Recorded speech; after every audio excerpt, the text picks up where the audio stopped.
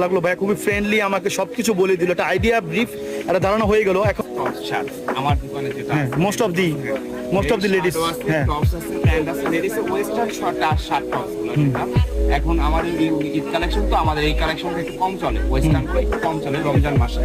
এই জন্য আমি উঠে দেখাইতে পারতাম। খুবই চমৎকার চমৎকার লেডিস এর শার্ট টপস পাবেন।